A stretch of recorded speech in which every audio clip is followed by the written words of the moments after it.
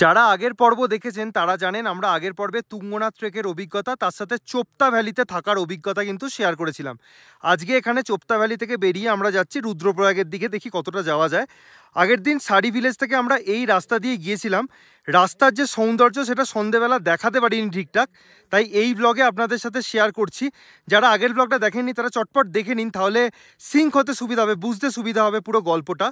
কি অপূর্ব চোপতা ভ্যালি, চারদিকে বরফ আর বরফ, দারুণ দারুণ লাগলো এখানে। এখানে কিন্তু উইন্টারে বাইক নিয়ে এলে কিন্তু নিজেদের রিস্কে নিয়ে আসবেন, কারণ এখানে দেখুন একটা গাড়ি অলরেডি সামনে খারাপ হয়ে গেছে আর এই বাইকটা ওঠাতে পারছে না, একজন হেল্প করছে। তো এই জিনিসগুলো কিন্তু মাথায় রাখবেন, পুরো উত্তরাখণ্ড ট্রিপ যদি বাইকে করতে চান তাদের জন্য এই কথাটা বলা।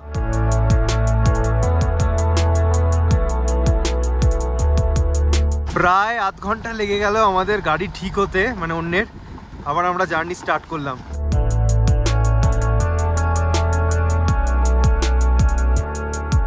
আজকে যেহেতু সারাদিন রোদ ছিল আর স্নোফল হয়নি, তার জন্য বরফগুলো অনেকটাই গলে গেছে।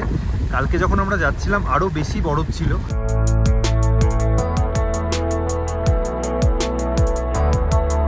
এখানে ছোট গাড়ি নিয়ে এসছে আর ফেঁসে গেছে বরফের মধ্যে।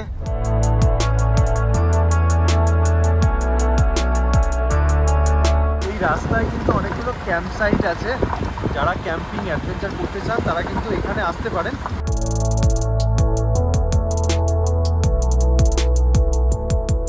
প্রায় 5:30 বাজে আমরা এসে পৌঁছালাম মাক্কু ব্যান্ড, যেখান থেকে আমরা কালকের জার্নিটা শুরু করেছিলাম। এখন এখান থেকে গাড়ি নিয়ে আবার আমরা রওনা দেব।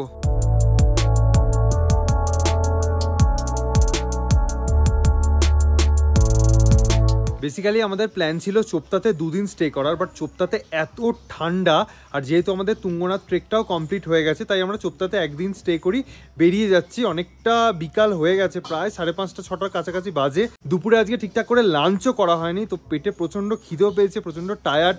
পরপর 2 দিন 2টো ট্রেক, একটা সারি ভিলেজ একটা তুঙ্গনাথ, তো শরীরও মানে আর দিচ্ছে না তেমন। তো এখন একটা রেস্টুরেন্টে দাঁড়িয়েছি একটু পেট পুজো করার জন্য।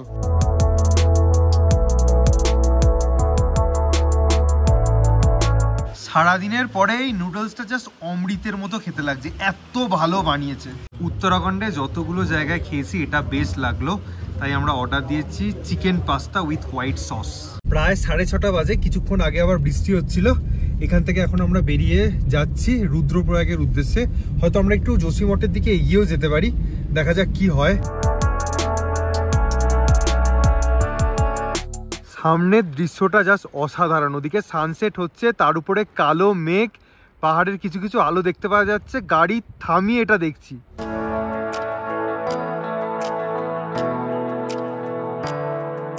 এই রাস্তাটায় কোনো মানুষ দেখতে পাওয়া যায় না, কারণ এখানে চিতাবাঘ থেকে শুরু করে ভাল্লুক, ডিয়ার, এই সমস্ত কিছু বন্য প্রাণী আসে আর এই বাকরি টাকরি যা পায় খেয়ে নেয়।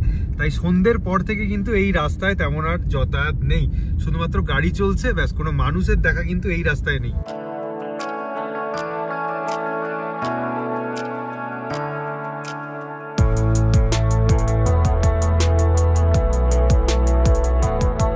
প্রায় 8টা বাজে, আমরা রুদ্রপ্রয়াগে জাস্ট পৌঁছালাম।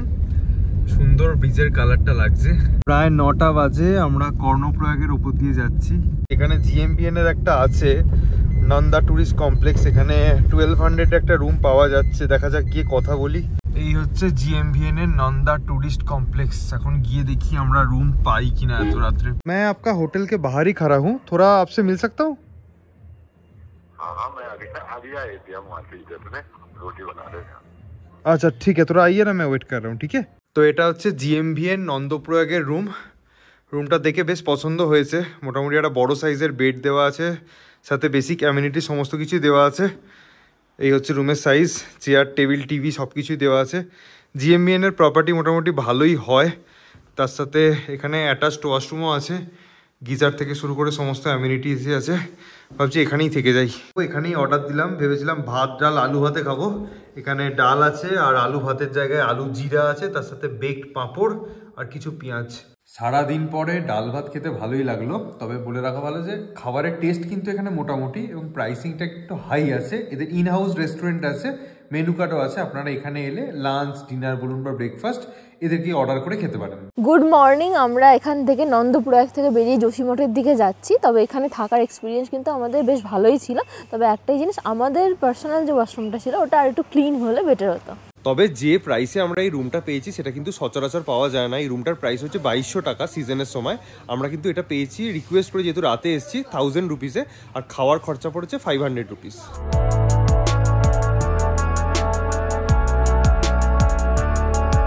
নন্দপ্রয়াগ থেকে জাস্ট বেরোচ্ছি আর ভিউটা একবার দেখুন।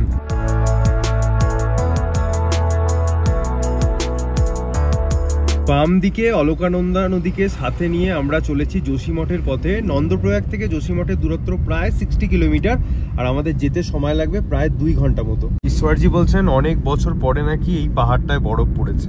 রাস্তায় যাওয়ার পথে পিপলকোটি বলে একটা জায়গায় দাঁড়িয়েছি ব্রেকফাস্ট করার জন্য। এই হচ্ছে রেস্টুরেন্ট। এই হচ্ছে আমার গরম গরম আলুর পরাঠা, তার সাথে চানা মশলা, আর ও নিয়েছে আলু স্টাফ করা ভেজ গ্রিল স্যান্ডউইচ। চামলি থেকে কিন্তু যোশীমঠের বাসও চলছে। যারা সোলো ট্রাভেলার তারা বাসে করেও কিন্তু ট্রাভেল করতে পারেন। ব্রেকফাস্টের পরে আবার আমরা রওনা দিলাম যোশীমঠের পথে। এখান থেকে 33 কিলোমিটার এখনো।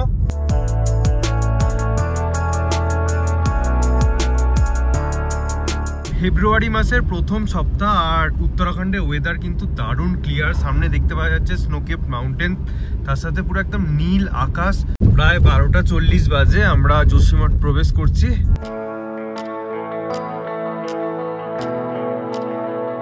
এটা হচ্ছে যোশীমঠে জিএমভিএন এর প্রপার্টি, নরসিংহ ট্যুরিস্ট কমপ্লেক্স। এখানে আমাদের রুম বলছিল 1500 করে ডিসকাউন্ট করে, বাট আমাদের পাশের হোটেলটা অর্থাৎ হোটেল সাইলজা, এই হোটেলটা আমাদের পছন্দ হয়েছে। এখানে 1000 করে রুম পেয়েছি, তো এখানেই আমরা থাকবো।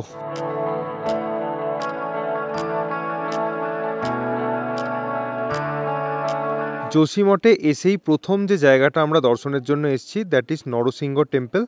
এই যে দেখতে পাওয়া যাচ্ছে আমার সামনে এই টেম্পলটার পিছনে দেখতে পাওয়া যাচ্ছে স্নোকেপ মাউন্টেন। চলুন একসাথে দর্শন করে আসি। প্রায় 6107 ফুট উচ্চতায় অবস্থিত এই যোশীমঠের কিন্তু একটা সিগনিফিক্যান্ট রোল প্লে করে, সেটা কালচারাল হিস্ট্রি হোক কিংবা পলিটিক্যাল হিস্ট্রি। আদি শঙ্করাচার্য এখানে 5 বছর ছিলেন এবং এই জায়গাটার নামকরণ করেছিলেন জ্যোতির্মঠ। পরে অবশ্য এই জায়গাটার নাম হয়ে যায় যোশীমঠ। এখানে একটা ট্র্যাডিশন আছে, প্রথমে নরসিংহজির পুজো করা হয়, তারপর বদ্রীনাথজির পুজো করা হয়। এবং পুরাণে আছে যতদিন এখানে নরসিংহজি থাকবেন, অত পুজো হবে, ততদিনই কিন্তু বদ্রীনাথজিরও বদ্রীনাথ ধামে পুজো হবে। আর একটা ইন্টারেস্টিং ফ্যাক্ট আপনাদের সাথে শেয়ার করি। এখানকার লোকাল মানুষদের মতে যখন নরসিংহজির হাতটা খসে পড়ে যাবে, সেদিন নাকি আর বদ্রীনাথজিকে দেখা যাবে না। কারণ পাতমিলাতে অবস্থিত জয় এবং বিজয় পর্বত, যেটা বিষ্ণুপ্রয়াগের কাছে আছে, একে অপরের সাথে মিট করবে এবং তারপর লর্ড বদ্রীনাথজিকে দেখা যাবে ভবিষ্যা বদ্রীতে, যেটা তপবন এরিয়াতে আছে।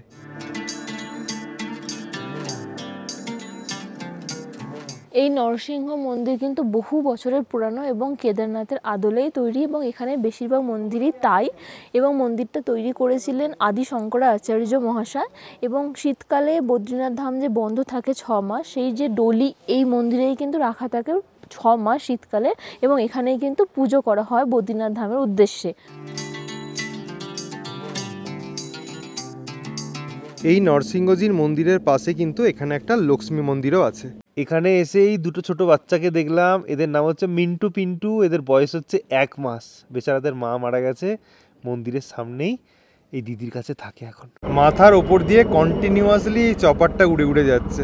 তো রাস্তার একদিকে ছিল এই মন্দির এবং আরেকদিকে আছে শঙ্করাচার্যজির মঠ।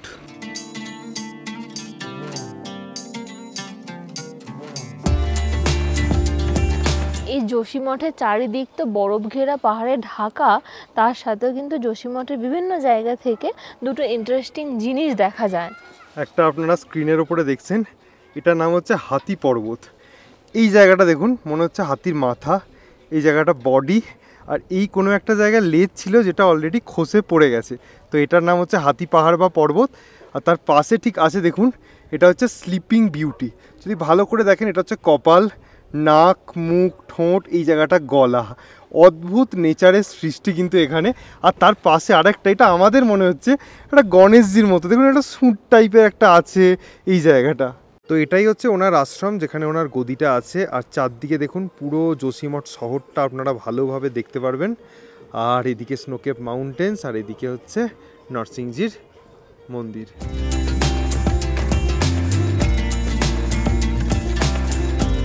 প্রায় 2:45 বাজে আমরা এসে দাঁড়ালাম হোটেল অলিডিতে। এটা হোটেল কাম রেস্টুরেন্ট, এখানে আমরা লাঞ্চ করব।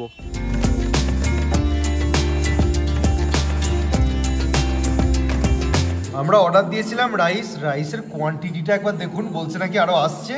তার সাথে এটা হচ্ছে মাটার মাশরুম, মাটার তো দেখতে পাচ্ছি, আমরা একটু কম পরিমাণে দিতে বলেছিলাম। এখানে আছে ডাল, তার সাথে একটা পাঁপড়। এরকম বাটি করে আরও 2টো বাটি দিয়ে গেল। কোয়ান্টিটি খুবই কম, তাই আমাকে বাধ্য হয়ে রুটি অর্ডার দিতে হলো। খাবারের টেস্ট খুবই ভালো, বাট কোয়ান্টিটি খুবই কম। স্মাইল।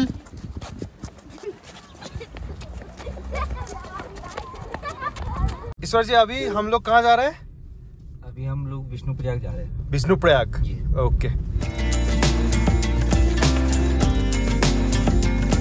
এই রাস্তাটা সোজা চলে যাচ্ছে বদ্রীনাথ এবং মানা ভিলেজের দিকে। বদ্রীনাথ এখান থেকে 35 কিলোমিটার, আর ডান দিকে কিন্তু অলকনন্দা রিভার বয়ে যাচ্ছে। বিষ্ণুপ্রয়াগে পৌঁছে গেছি। এসে এই ছোট্ট সদস্য রাস্তাতে দেখা, এর বয়স হচ্ছে 2.5 মাস, চকলেট বিস্কুট খাচ্ছে এখন। তো এটাই হচ্ছে বিষ্ণুপ্রয়াগ ধাম যাওয়ার মেন গেট। বাইরে একটা দোকান আছে, কিছু জিনিসপত্র পেতে পারেন। পঞ্চপ্রয়াগের আর এক প্রয়াগ হলো এই বিষ্ণুপ্রয়াগ। এই দিক থেকে আসছে অলকানন্দা। জলের কালারটা দেখলেই জাস্ট মনটা খুশি হয়ে যাবে, এত সুন্দর কালার। আর এই দিক থেকে আসছে ধৌলি গঙ্গা, দুটো নদীর সঙ্গমস্থল কিন্তু এটা। ये अलकनंदा जो आ रही है और धौली गंगा यहाँ आके ये विष्णुप्रयाग में मिलती है। आगे चलने के बाद नंदा किडनी और ये अलकनंदा फिर संगम हो रहा है वहाँ पे, इसलिए उसका नाम नंदप्रयाग रखा गया। ये जाके मिलती है कर्णप्रयाग में, वहाँ पिंडर नदी का संगम होता है अलकनंदा में। उसके बाद ये आगे चलती है रुद्रप्रयाग। रुद्रप्रयाग में आके इसका जो है मंदाकिनी का संगम होता है। आगे जाके देवप्रयाग में ये अलकनंदा और मंदाकिनी ये आके मिलती है, तो वहाँ जाके ये गंगा जी देवप्रयाग से आगे गंगा जी बन के चलती है। এখন তো অফ সিজন, তাই এতটা খালি খালি। সিজনে নাকি প্রচুর বাসে করে লোকজন আসে, বাস থেকে এখানে নামিয়ে দেওয়া হয়। ওনারা নিজেদের মতো এখানে স্নান টান করেন, মানে এনজয় করেন এখান থেকে। তারপর ওপরে নাকি রান্না বান্না হয়, এখানে খাওয়া দাওয়া হয়, তারপর এখান থেকে উঠে চলে যান। বর্ষাকাল ছাড়া কিন্তু সারা বছরই এরকমই জলের কালারটা থাকে। আর এখন যেহেতু উইন্টার, ফেব্রুয়ারি মাসে আমরা দেখছি পাতলা পাতলা বরফের মতন ভেসে যাচ্ছে। আর দাদার মুখে শুনলাম আরও যখন ঠান্ডাটা পড়বে তো তখন ধারে ধারে পুরো বরফের চাই হয়ে যায়।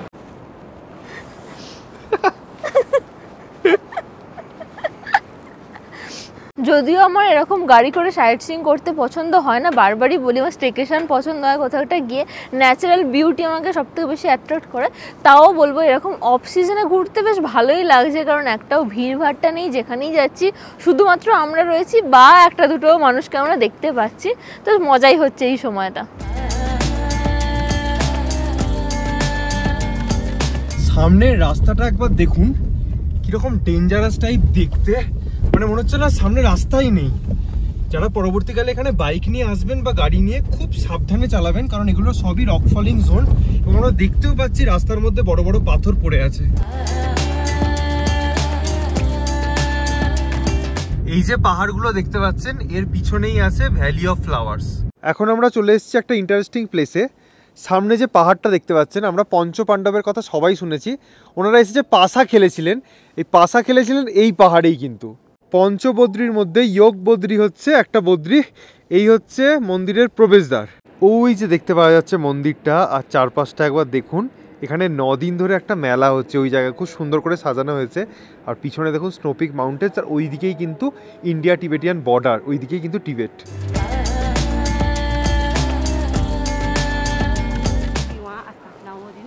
अच्छा, कितना दिन पूजा चलेगा? 7 दिन।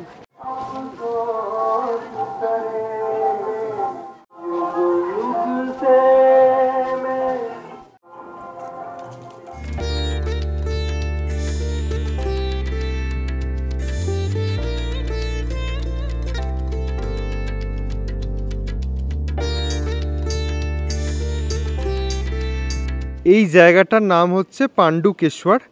সামনে যে টেম্পলটা দেখতে পাচ্ছেন এটা হচ্ছে বদ্রীনাথজির টেম্পল। হাতে একটু টাইম আছে তাই ভাবলাম একটু গ্রামটা ঘুরে দেখি। আর গ্রামটা সুন্দরভাবে সাজানোও হয়েছে, কারণ এখানে মেলা চলছে, 1 সপ্তাহ ধরে নাকি মেলাটা চলবে, কুবের মেলা। আর এই সাইডে একটা গাছ দেখা যাচ্ছে অরেঞ্জের মতো দেখতে, কিন্তু ফলটার নাম হচ্ছে মালটা, টক জাতীয় একটা ফল, এনারা খান। তো চলুন আমরা একটু মেলা থেকে ঘুরে আসি। এই টেম্পলটা হচ্ছে নন্দাদেবী টেম্পল। আজকেই যেহেতু মেলাটা স্টার্ট হয়েছে এবং এখানের মন্দিরে পুজো হয়েছে, পুরো মন্দিরটা খুব সুন্দর করে সাজানো হয়েছে। এখানে দেখুন পুজোর সামগ্রী সাজানো আছে, আর একটু পরেই 1 ঘন্টা 1 ঘন্টা পরেই এখানে আরতি শুরু হবে। বদ্রীনাথজির পাশে যে কুবেরজিকে দেখা যায়, মানে যে মূর্তিটা, সেটাই কিন্তু এই মূর্তি। এখন উইন্টারে যেহেতু বদ্রীনাথ ধাম বন্ধ আছে, তাই 6 মাস কিন্তু ইনি এখানে থাকেন।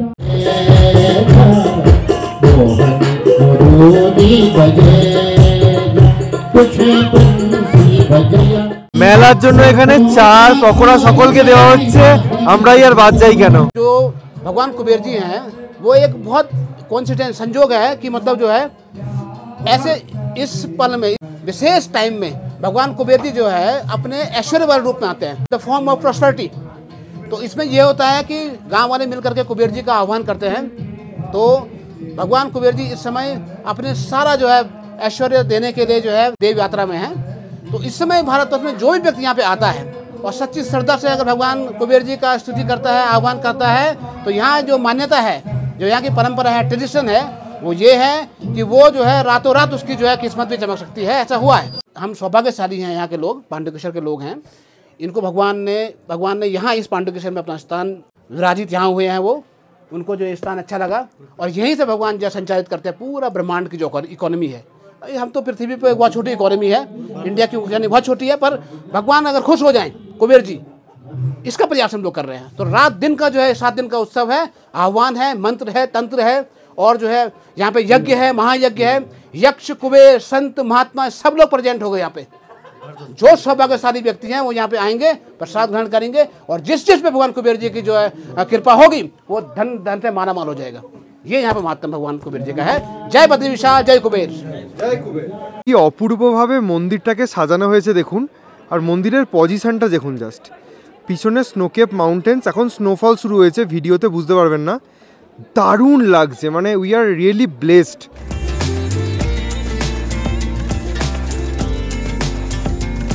তো আমরা এখন এখান থেকে বেরিয়ে যাচ্ছি। সামনে যোগবদ্রীর মন্দির, পাশে বাসুদেবজির মন্দিরও জ্বলে উঠেছে সন্ধেবেলা। মনটা জাস্ট এখানে এসে শান্তি হয়ে গেল। এই জায়গাটা ছেড়ে সত্যিই যেতে ইচ্ছা করছে না। One of the best experiences in our life. মন্দির থেকে এই ভোগগুলো আমরা পেলাম, এখন আমরা খাবো এগুলো। এই জায়গাটা দিয়ে সন্ধেবেলা যাওয়াটা একটু রিস্ক।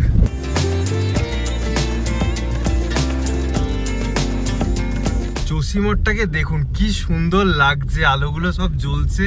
আমরা এখন রাস্তা দিয়ে যাচ্ছি, সত্যি দারুণ একটা সময় কাটালাম আজকে আমরা জসিমঠে।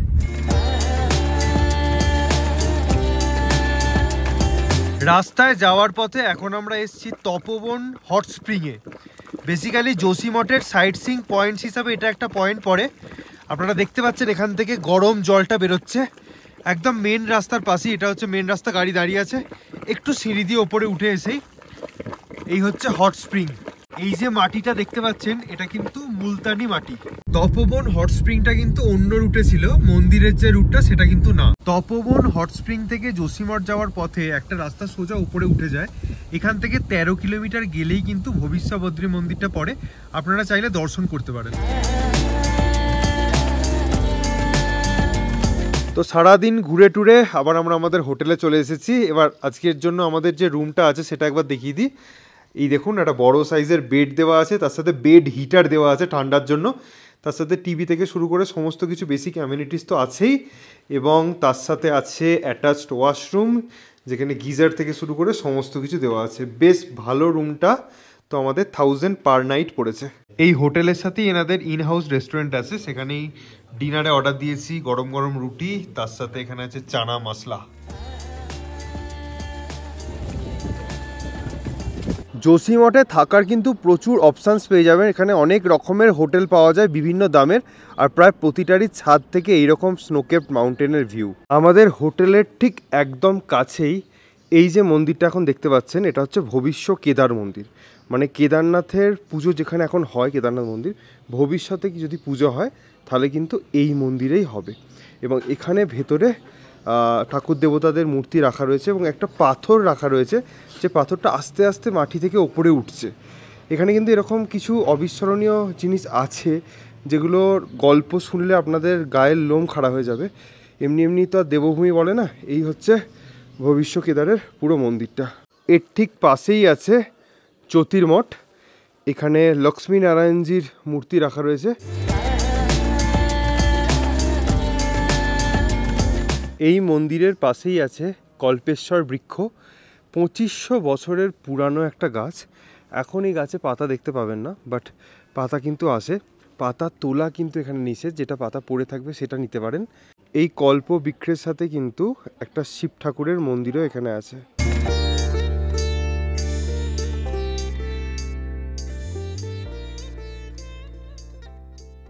এই যে প্রদীপটা দেখতে পাচ্ছেন, এটাকে বলে অখণ্ড জ্যোতি।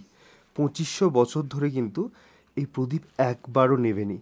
মানুষরা তেল দেন ঠিকই, কিন্তু এটা কিন্তু জ্বলছে 2500 বছর ধরেই। এটা এর ভেতরে থাকে, বাট 1 মাস কপাট বন্ধ থাকার জন্য এটা এখন বাইরে আছে। এখানে একটা শিবলিঙ্গ আছে, তো খুব পবিত্র একটা জায়গা, মন শান্ত হয়ে যাবে এলে। কল্পবৃক্ষের ঠিক ওপরেই আছে পূর্ণাগিরি দেবীর মন্দির, এবং তার ঠিক পাশেই আছে আচার্য শঙ্করাচার্যের গাদ্দি। এই যে গাদ্দি টেম্পল লেখা আছে, এর ভেতরে আছে। আর একটা জিনিস আপনাদের দেখাই, আগে যোশীমঠ থেকে অলি পর্যন্ত যে কেবল কার চলতো, যেটা এখন বন্ধ হয়ে গেছে, ওই হচ্ছে সেই কেবল কারের লাইন। যেহেতু যোশীমঠ শ্রিঙ্কিং, মানে আস্তে আস্তে মাটির তলায় বসে যাচ্ছে এবং ওই প্রেশারটা নিতে পারবে না, তার জন্য এটা সরকার থেকে বন্ধ করে দেওয়া হয়েছে। আগে এখান থেকেই চলতো অলি পর্যন্ত কেবল কার। ये पर्वत है सामने, इसका नाम है हाथी पहाड़। तपोवन से पहले भविष्य बद्री कोयली। তো যোশীমঠে আজকে আমাদের সেকেন্ড দিন। আজকেও কিন্তু রাত্রিবেলা আমরা যোশীমঠেই স্টে করব। এতক্ষণ যেগুলো দেখলেন, যোশীমঠে এসে আপনারা কি কি ঘুরে দেখতে পারেন, অনেক কিছু আছে, অনেক কিছু গল্প আছে, অনেক ইন্টারেস্টিং গল্প আছে। এখানে এলে আপনারা শুনতে পাবেন। সমস্ত কিছু কভার করা সম্ভব নয়। আর এখন বাজে সকাল 10টা। এখান থেকে বেরিয়ে আমরা এখন ইন্টারেস্টিং আরেকটা জায়গায় যাচ্ছি, যেটার গল্প নেক্সট পর্বে আমরা শেয়ার করবো, অর্থাৎ নেক্সট ব্লগে। এই ব্লগটা এখানেই আমরা এন্ড করছি। যদি ভালো লেগে থাকে, আর যদি কোনো রকম কোনো মানে কোয়ারি থাকে, ডেফিনেটলি কমেন্ট সেকশনে জানাবেন। এই ব্লগটা ভালো লেগে থাকলে do like, comment, share and subscribe. Bell notification on করে দিন। সকলে খুব ভালো থাকুন, সুস্থ থাকুন, আর এভাবেই দেখতে থাকুন আমাদের সায়াল স্টোরিজের উত্তরাখণ্ড সিরিজ।